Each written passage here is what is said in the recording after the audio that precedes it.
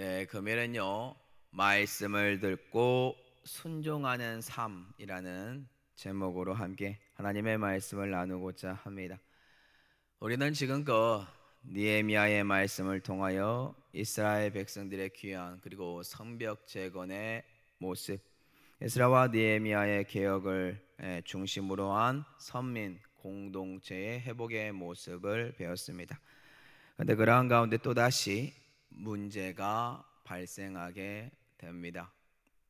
이는 마치 신앙의 성숙을 이루었더라도 어느 기간이 되거나 시기가 되잖아요. 우리들에게 시험이 찾아오는 것과 같습니다. 이는 우는 사자가 하나님의 자녀를 두루다니면서 삼킬자 찾는 것처럼 사단의 시험이 끊임없이 그들의 삶과 우리의 삶에 발생하게 된다라는 거예요. 그리고 오늘 본문에 등장하는 이스라엘 백성들은 그 시험에 빠져버린 존재들이었습니다. 실제로 이들은 언약의 갱신을 통해 신앙과 선민사상의 정체성이 회복을 이룬 후에 얼마 되지 않아서 계속해서 사단의 시험에 졌고 다시금 백성들의 신앙적 타락에 빠져 있음을 우리는 알 수 있습니다. 그러면 어떠한 일들이 이들에게 벌어졌고 이들이 이 일들을 어떻게 이겼으며 오늘날 우리는 어떻게 이러한 어려움을 이겨나가야 하는지에 관하여 함께 하나님의 말씀을 나누고자 합니다. 느헤미야의 개혁이 다시 시작됩니다. 이 개혁의 선포는요, 결국 하나님의 말씀을 듣는 데서부터 하나님의 말씀의 선포가 있고 듣고 그것을 분별하고 변화받는 데부터 시작됩니다. 왜냐하면 하나님의 말씀을 들어야만 이스라엘 백성들이 살 수 있기 때문입니다. 그리고 이 말씀은 이스라엘 백성들이 살아갈 기준이 됩니다. 어떠한 기준이냐면요, 내가 현재 하나님의 선하심 가운데 살고 있는가, 아니면 하나님의 말씀에서 벗어나서 죄악을 범하는 삶을 살고 있는가라는 잣대가 되겠죠. 그럼 어떻게 느헤미야는 이 문제를 풀어가는지 한번 보도록 하겠습니다. 느헤미야 13장 1절 말씀입니다. 그날 모세의 책을 낭독하여 백성에게 들렸는데 그 책에 기록하기를 암몬 사람과 모압 사람은 영원히 하나님의 청에 들어오지 못하리니. 참고로 여기서 말하는 그날은요, 느헤미야 12장이 43절과 44절에 나와 있던 그날 동일합니다. 성벽을 봉헌한 날로서 이스라엘 모든 회중이 뜨거운 신앙심에 도취되고 기뻐하였던 감격의 날을 의미합니다. 그날에 모세의 책을 낭독하는 사람이 등장하죠. 백성들에게 들려주기 시작합니다.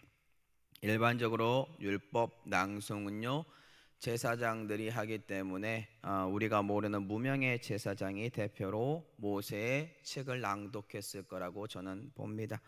이 표현은 결국 과거 모세가 출애굽 이후에요, 가나안에 입성하는 이스라엘 백성들을 향해 모압 광야에서 율법에 입각한 이 삶을 촉구하였던 것처럼, 선포하면서 촉구하였던 것처럼 선민 구속 역사 가운데서 제2의 출애굽이라고 할 수 있는 바벨론 포로 기환과 관련하여 하나님의 구속의 이 역사성, 이것을 이음으로 백성들에게 하나님의 율법에 입각한 삶 살라고 그러한 모습으로 살아갈 것을 선포하고 있는 내용이죠. 그리고 이 내용은 그저 허공에 메아리 치는 소리가 아닙니다. 그것으로 끝나는 것이 아니라 이스라엘 백성들의 귀에 들려야 하는 생명의 말씀이며 거룩한 삶을 살아가야 하는 구별된 삶을 촉구하고 있는 개혁의 말씀입니다. 그 내용의 말씀은 이래요. 모세의 책에 기록되기를 암몬 사람, 모압 사람 영원히 하나님의 총회에 들어오지 못할 것이다. 그렇다면 이 말씀을 제사장이 백성들에게 선포하는 이유가 도대체 무엇인가요? 그것은 바로 성전도 짓고요, 성벽도 짓고 봉헌식도 하고 있는 이스라엘 백성들, 하나님의 말씀을 어기고 있기 때문입니다. 죄를 범하고 있기 때문입니다. 그렇다면 왜 하나님은 암몬 사람과 모압 사람이랑 함께 하나님의 총회에 들어오지 못할 것이다 라고 말을 하였습니까? 그 이유가 금일 본문 2절에 나와 있습니다. 느헤미야 13장 2절입니다. 이는 그들의 양식과 물로 이스라엘 자손을 영접하지 아니하고 도리어 발람에게 뇌물을 주어 저주하게 하였습니다. 그러나 우리 하나님이 그 저주를 돌이켜 복이 되게 하셨다 하였는지라. 과거에요, 암몬과 모압 자손은 하나님께 함께 하시는 이스라엘 백성들에게 해서는 안 될 행동을 하였습니다. 그 사건 무엇입니까? 이 족속들이 양식과 물로 이스라엘 자손을 영접해야 했습니다. 근데 그들을 영접하지 않아요. 도리어 발람에게 뇌물을 주었고 이스라엘 백성들을 어떻게 해서든 저주하고자 했습니다. 이 내용을 조금 더 풀어서 알려드리면, 실제로 암몬과 모압 족속, 어떠한 족속인가요? 아브라함의 조카 롯의 후손입니다. 참고로 아브라함의 조카 롯의 후손이면 현재 이스라엘 백성과 어떠한 관계에 속해 있습니까? 이스라엘 백성들은 참고로 아브라함의 후손이죠. 암몬과 모압 자손이 롯의 후손이다. 이는 결국 서로 간에 혈연으로 묶여 있는 친척 관계입니다. 결국 서로 간에 형제 우애에 있게 지내야 하는 관계라는 뜻이겠죠. 이 관계에 놓여 있는 존재들은 어떠한 일이 발생하게 되죠? 과거 이스라엘 백성들이요, 광야 생활을 했습니다. 그들이 모압과 암몬을 지나야 하는 상황이 발생하게 돼요. 그때 하나님께서 이스라엘 백성들에게 말씀을 줘요. 그 내용은 이렇습니다. 신명기 2장 9절하고 19절 내용에 모압과 암몬에 대한 내용이 나오는데요. 노란 글씨만 읽어볼게요. 모압을 괴롭히지 말라. 그와 싸우지도 말라. 암몬 족속 그들을 괴롭히지 말고 그들과 다투지도 말라. 하나님은 암몬 족속, 모압 족속이 아브라함의 조카 롯의 후손들이라는 것을 알고 있습니다. 그리고 그 기업들 롯에게 주었습니다. 그 기업들을 주었기 때문에 롯의 후손인 암몬과 모압 족속 이스라엘 백성들이 거기를 지날 때에 괴롭히지 말라고 이스라엘 백성들에게 알려줍니다. 그런데 문제가 발생하죠. 이들의 친척 관계인 이스라엘 백성들을 경계하고 물도 주지 않고 먹을 것도 주지 않고 이스라엘 백성들 영접하지도 않았다. 서로 간의 형제 우애의 모습을 보이면 좋은데 그렇지 않고 오히려 이스라엘 백성들에게 적대 관계를 보입니다. 그렇게 드러냅니다. 그 행동은 이렇습니다. 아까도 보았듯이 모압 왕 발락이 점술가인 발람을 섭외합니다. 이유는 발람에게 뇌물을 주었고 이스라엘 백성들 저주하게 만들려고 합니다. 이 사건으로 이들의 하나님의 노여움을 사게 되고요, 이들이 이스라엘 백성들을 저주하고 싶어해요. 어떠한 일이 발생합니까? 하나님의 간섭, 보호하심 속에 이 저주 축복으로 바뀌는 역사를 오히려 우리는 보게 되고, 그리고 안타깝게도 암몬과 모압 족속 이제 여호와의 총회에 들어오지 못하는 저주, 이 저주를 받는 존재들이 되고 말아요. 오늘 본문 내용이 신명기 23장 3절에도 나오는데요. 한번 보겠습니다. 암몬 사람과 모압 사람은 여호와의 총회에 들어오지 못하리니 그들에게 속한 자는 10대뿐 아니라 영원히 여호와의 총회에 들어오지 못하리라. 하나님은 이들에게 선으로 대했습니다. 이들은 하나님이 함께한 이스라엘 백성들을 괴롭힘으로 하나님을 대적한 존재들이 되고 말았고 죄를 범하고 말았고 결국 이러한 저주를 받게 되었습니다.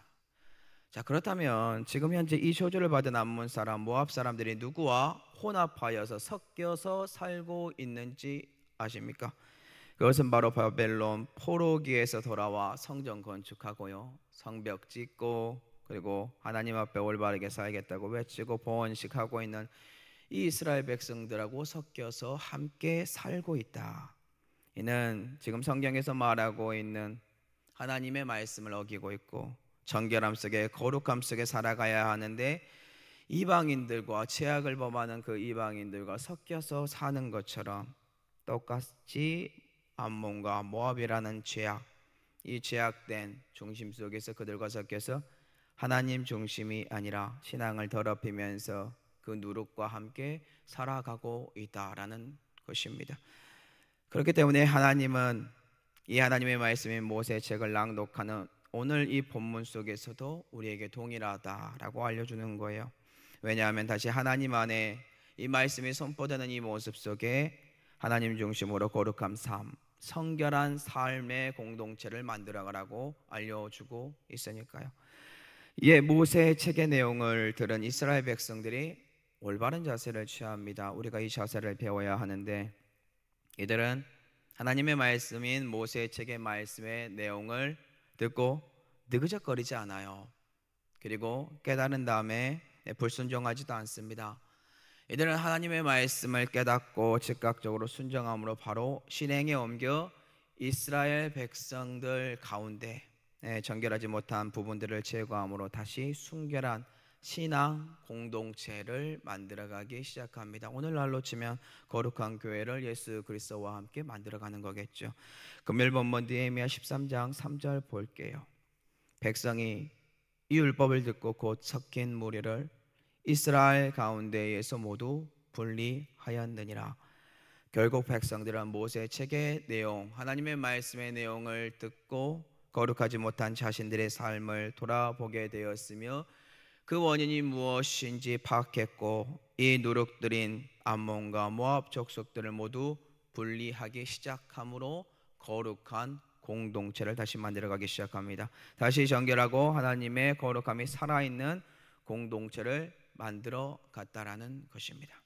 자, 그러면 오늘 본문을 통하여 우리가 배울 수 있는 점이 무엇인가요? 이것만 나누고 금일 본문 말씀 마치도록 할게요. 우리는 오늘 본문 말씀을 통하여 총 더 여러 가지들을 발견할 수 있는데 저는 네 가지만 일단 가지고 와봤습니다. 첫째, 하나님의 말씀에 선포가 있어야 한다라는 것을 우리는 배울 수 있고요. 둘째, 금일의 본문에 이스라엘 백성들처럼 하나님의 말씀을 들을 수 있는 귀, 들을 귀가 있어야 하며, 셋째, 하나님의 말씀을 듣고 무엇이 옳고 그른지 판단할 수 있는 지혜가 있어야 하며, 마지막으로 넷째, 그 지혜에 분별력이 있었다면 결단하고 이게 진리라면 실천으로 옮기는 이 거룩한 공동체 만들어가는 하나님의 말씀에 순종하는 삶, 이것을 보여야 한다는 겁니다. 현재 우리가 배울 수 있는 첫 번째 방법인 하나님의 말씀의 선포 같은 경우는 저희 교회 담임 목사님과 그리고 교육자들을 통하여 들을 수 있죠. 더 나아가서 성도 여러분들은요, 언제든지 하나님의 말씀을 미디어를 통해 하나님의 선포의 말씀을 들을 수 있습니다. 그렇다면 말씀을 선포하는 우리들은 무엇을 경계해야 할까요? 하나님의 말씀이 무엇인지, 하나님이 전달하고자 하는 뜻이 무엇인지 깊이 묵상하고 하나님의 관점에서 성경 말씀을 성도 여러분들에게 전달하면 됩니다. 나의 유익과 이익, 거짓된 생각을 내려놓고요. 두 번째 배울 수 있는 점인 우리들에게 하나님의 말씀을 들을 수 있는 이 들을 귀가 있느냐, 이게 중요한데 주의할 점 뭐죠? 많은 이들이 내가 듣고 싶어하는 설교만 듣습니다. 거기에 귀를 기울입니다. 나에게 해코지를 했다, 관계가 좋지 않다, 설교 듣지 않습니다. 벽을 칩니다. 또 부담이 되고 무거운 설교 귀를 닫습니다. 나에게 위로가 되고 공감이 된다 생각이 됩니다. 그러면 마음의 문을 그때서야 엽니다. 하나님의 말씀이 진리임에도 불구하고 완악합니다. 기준이 하나님의 말씀이 기준이 아니라 내 정욕이 기준이 되므로 귀를 열었다 닫았다 하는 존재가 바로 우리라는 거예요. 이러한 자세로부터 우리는 돌이켜야 되고 하나님의 말씀에 귀를 기울여야 할 줄로 믿습니다. 저 세 번째, 하나님의 말씀을 듣고 무엇이 옳고 그른지 판단해야 하는데요, 그 판단의 기준은 성경 말씀이며 성도 여러분들이 기도하고 하나님의 말씀을 묵상하고 계속 읽어야 합니다. 그래야 이 지혜 하늘로부터 옵니다. 하나님의 말씀을 읽고 기도하고 성령 하나님의 도우심 가운데 분별력이 있어야 합니다.